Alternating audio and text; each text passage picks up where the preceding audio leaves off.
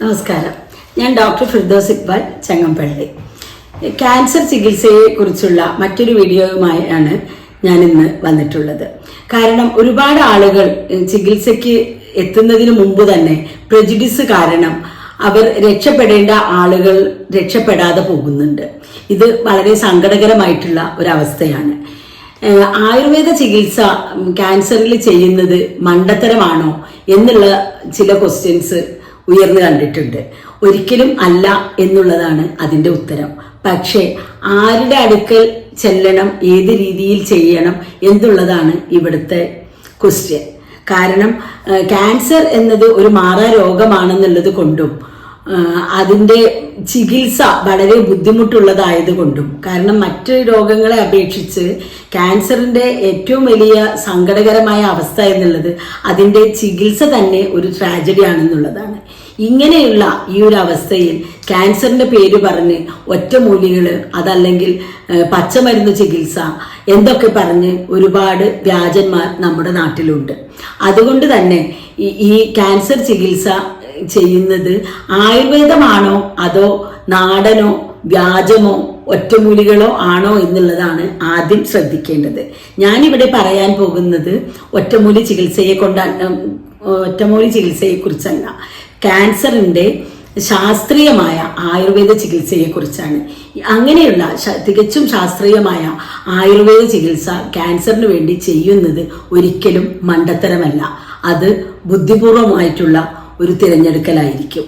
ഇങ്ങനെ ക്വാളിഫൈഡ് ആയിട്ടുള്ള വ്യക്തതയോടെ കൃത്യമായി ആയുർവേദത്തിൽ ക്യാൻസർ ചികിത്സിക്കുന്ന ഒരു ഡോക്ടറും മോഡേൺ ചികിത്സയ്ക്ക് പോകരുതെന്നോ കീമോതെറാപ്പിയോ റേഡിയേഷനോ സർജറിയോ യാതൊരു നോട്ടവും കൂടാതെ ചെയ്യരുതെന്നോ ഒരു ഡോക്ടറും പറയില്ല, യഥാർത്ഥത്തിലുള്ള ആയുർവേദ ഡോക്ടറാണെങ്കിൽ.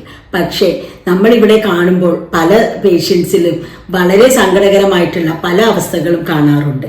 ഇപ്പോൾ എൻ്റെ അടുത്ത് ഇന്ന് വന്ന കേസുകളെ കുറിച്ച് പറയുകയാണെങ്കിൽ തന്നെ, ഇന്ന് വന്നതിൽ ബ്രസ്റ്റ് ക്യാൻസേഴ്സ് 6 പേരാണ് ഉണ്ടായിരുന്നത്.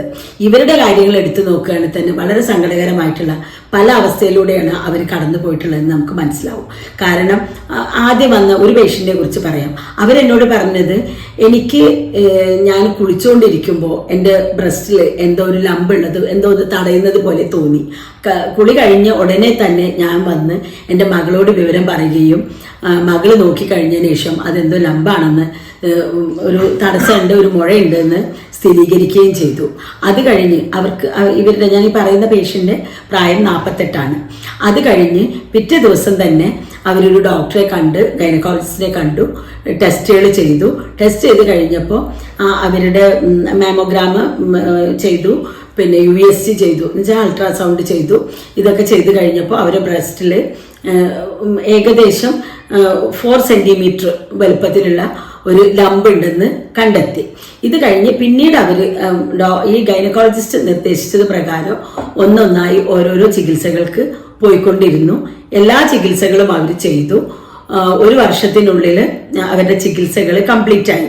എന്ന് വെച്ചാൽ സർജറി ചെയ്തു, കീമോതെറാപ്പി ചെയ്തു, റേഡിയേഷൻ ചെയ്തു, ബാക്കി ബ്രാക്ക മുതലായിട്ട് മീൻസ് ജെനറ്റിക് ടെസ്റ്റുകൾ, എല്ലാ തരത്തിലുള്ള ജെനറ്റിക് ടെസ്റ്റുകളും എല്ലാ ടെസ്റ്റുകളും ചെയ്തു. ഞാൻ ഈ ഒരു വീഡിയോ സാധാരണക്കാർക്കുള്ളതായതുകൊണ്ട് മാത്രം ഇതിൽ കൂടുതൽ സാങ്കേതിക പദങ്ങളോ അല്ലെങ്കിൽ ഇതിൻ്റെ സയൻറ്റിഫിക് ആസ്പെക്ട്സോ ഒരുപാട് പറയുന്നില്ല.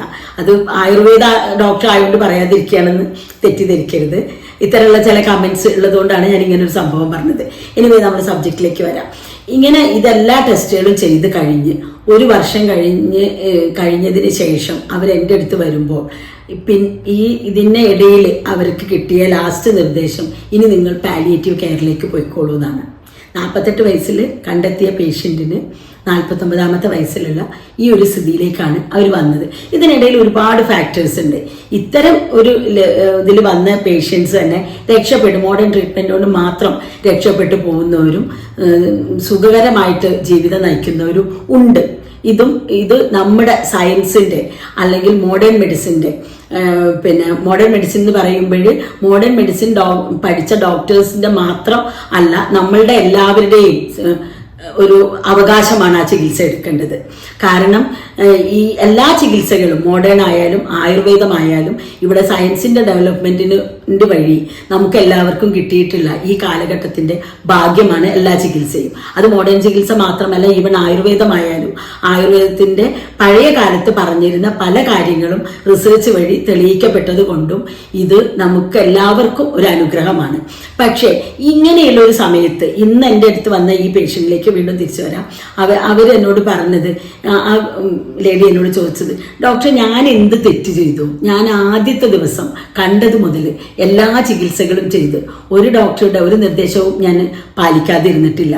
ഇതിനിടയിൽ എന്നെ പറ്റിയിട്ട് മീൻസ് ഡോക്ടറെ പറ്റിയിട്ട് എന്നോട് ഒരാൾ പറഞ്ഞു കഴിഞ്ഞപ്പോൾ അവർ പറഞ്ഞ ആയുർവേദം തൊട്ടു പോകരുത് എന്നാണ്. എന്തിനാണ് ഇങ്ങനെ ഈ ഒരു രക്ഷപ്പെടാൻ സാധ്യതയുള്ള ഒരാളുടെ ചാൻസ് കളയുന്നത് എന്നാണ് എനിക്ക് മനസ്സിലാവാത്തൊരു കാര്യം.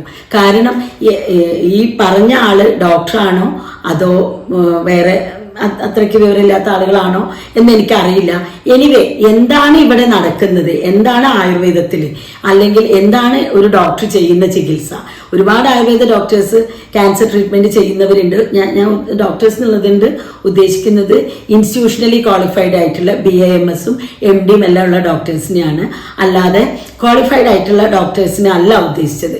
ഇങ്ങനെ ഇത്രയും ആളുകൾ ഇവിടെ ഉള്ളപ്പോൾ എന്താണ് അവിടെ ചെയ്യുന്നത് എന്നൊന്ന് അറിഞ്ഞൂടെ, ഒന്ന് അറിയാനുള്ളൊരു ശ്രമം നടത്തിക്കൂടെ?